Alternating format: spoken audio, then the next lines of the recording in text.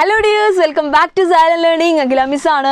അപ്പോൾ നമ്മൾ എല്ലാവരും ഓണം എക്സാമിന് വേണ്ടി അടിപൊളിയായിട്ട് തന്നെ തയ്യാറെടുത്തുകൊണ്ടിരിക്കുകയായിരിക്കും അല്ലേ? അപ്പോൾ നമുക്കറിയാം ഇൻ്റഗ്രേഷനിലൊക്കെ നമുക്ക് വരാൻ സാധ്യതയുള്ള എല്ലാ ക്വസ്റ്റ്യൻസും നമുക്ക് എന്ത് ചെയ്യേണ്ടതുണ്ട്, പരിചയപ്പെടേണ്ടതുണ്ട്. അപ്പോൾ നമ്മുടെ എക്സാമിന് ഇനി ചോദിക്കാൻ പോകുന്ന, ഉറപ്പായിട്ടും ചോദിക്കുന്ന ഒരു മോഡൽ ക്വസ്റ്റ്യനുമായിട്ടാണ് മിസ് വന്നിട്ടുള്ളത്.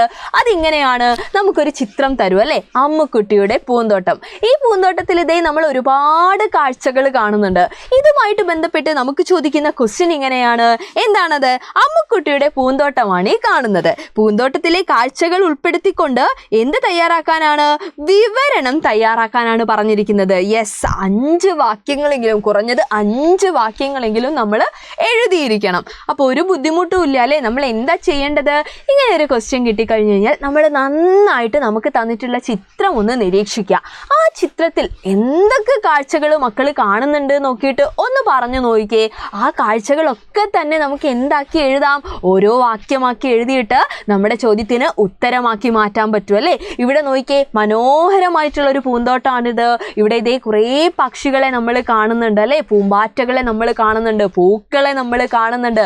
ഇതെല്ലാം ചേർത്തുകൊണ്ട് എന്തെഴുതണം നമ്മൾ? 5 വാക്യങ്ങൾ. ക്വസ്റ്റ്യനിൽ 5 എന്ന് പറഞ്ഞിട്ടുകൊണ്ട് നമ്മൾ കൃത്യമായിട്ട് 5 വാക്യങ്ങൾ എന്ത് ചെയ്യണം? അവിടെ ആൻസർ ആയിട്ട് എഴുതി കൊടുക്കണം അല്ലേ? എന്തൊക്കെ എഴുതാം നമുക്ക്? യെസ്, ഇവിടെ നോക്കിയേ, പൂന്തോട്ടത്തിൽ നിറയെ പൂക്കളുണ്ട്. നമുക്ക് നോക്കിയാൽ തന്നെ കാണുന്ന കാര്യമാണ് അല്ലേ, ഒരുപാട് പൂക്കൾ ഉണ്ടായിരുന്നു. സോ നമ്മുടെ ആദ്യത്തെ വാക്യമായിട്ട് നമ്മൾ എഴുതി പൂന്തോട്ടത്തിൽ നിറയെ പൂക്കളുണ്ട്.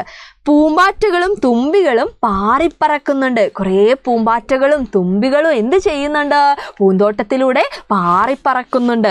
മരത്തിന്റെ മുകളിൽ ഒരു അണ്ണാനുണ്ട്. ചിത്രം നോക്കിയ സമയത്ത് മക്കൾ കണ്ടിട്ടുണ്ടാവും അല്ലേ, മരത്തിന്റെ മുകളിൽ ഇതേ ആരുണ്ട്? ഒരു അണ്ണാനുണ്ട്. അപ്പൊ അതും നമ്മൾ എന്ത് ചെയ്തു? ഒരു വാക്യമാക്കി എഴുതി. നെക്സ്റ്റ് എന്താണ്? അവിടെ ഒരു മാവുണ്ട്, അതിൽ നിറയെ മാങ്ങയുണ്ട് അല്ലേ? മരം എന്ന് നമ്മൾ നേരത്തെ പറഞ്ഞെങ്കിലും നമുക്ക് അടുത്ത വാക്യമായിട്ട് എഴുതുന്ന സമയത്ത് നമുക്ക് എഴുതാം, ആ പൂന്തോട്ടത്തിൽ എന്തുണ്ട്?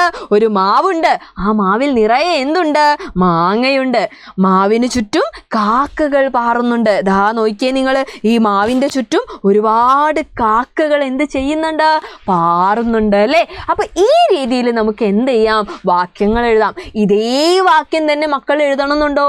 ഒരിക്കലും ഇല്ല. നമ്മൾ എന്ത് ചെയ്താൽ മതി? നമുക്ക് ചിത്രം നോക്കിയിട്ട് നമുക്ക് മനസ്സിലാവുന്ന വാക്യങ്ങൾ എന്ത് ചെയ്യുക? അവിടെ എഴുതുക. അപ്പൊ ഒരു വിവരണം എഴുതാൻ പറഞ്ഞു കഴിഞ്ഞാൽ ചുമ്മാ നമ്മൾ ഇതാ ഇവിടെ കാണുന്ന പക്ഷി, അല്ലെങ്കിൽ എന്താണ്, തുമ്പി, മരങ്ങൾ, പൂമ്പാറ്റ, പൂക്കൾ, അങ്ങനെ എഴുതി കഴിഞ്ഞാൽ അത് വാക്കുകളെ ആവുന്നുള്ളൂ അല്ലേ? അതിനെ നമ്മൾ എന്തിലേക്ക് മാറ്റണം?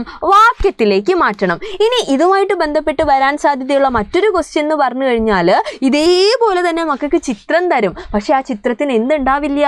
ഇതേപോലെ കളർഫുൾ ആയിരിക്കില്ല അല്ലേ? നമ്മളോട് എന്ത് ചെയ്യാൻ പറയും? യെസ്, നിറം നൽകാൻ പറയും. അപ്പൊ നിറം നൽകാൻ പറഞ്ഞിട്ട് എന്നിട്ടാണ് നമ്മളോട് ചിലപ്പോൾ എന്ത് പറയുക? ഒരു വിവരണം തയ്യാറാക്കാൻ, വാക്യങ്ങൾ എഴുതാനൊക്കെ. അപ്പോൾ ആ രീതിയിൽ നമ്മൾ എന്ത് ചെയ്താൽ മതി? ആൻസർ ചെയ്താൽ മതി. ഓക്കെ, അപ്പോൾ ഇത് മക്കൾക്ക് ക്ലിയർ ആയി എന്ന് വിചാരിക്കുകയാണ്. അപ്പോൾ അതാ 5 വാക്യങ്ങൾ നമ്മളിവിടെ പരിചയപ്പെട്ടിട്ടുണ്ട്. ഇതേപോലെ മക്കൾ എന്ത് ചെയ്ത് നോക്കുക? ഈ പൂന്തോട്ടം നോക്കിയിട്ട് സ്വന്തമായിട്ട് കുറച്ച് വാക്യങ്ങൾ എഴുതാനായിട്ട് ശ്രമിക്കുക. ഇനിയും നമുക്ക് കുറേ ക്വസ്റ്റ്യൻസ് ഡിസ്കസ് ചെയ്യാനുണ്ട്. അതൊക്കെ ആയിട്ട് മിസ് വീണ്ടും വരാം. അതുവരെ എല്ലാവർക്കും ബൈ.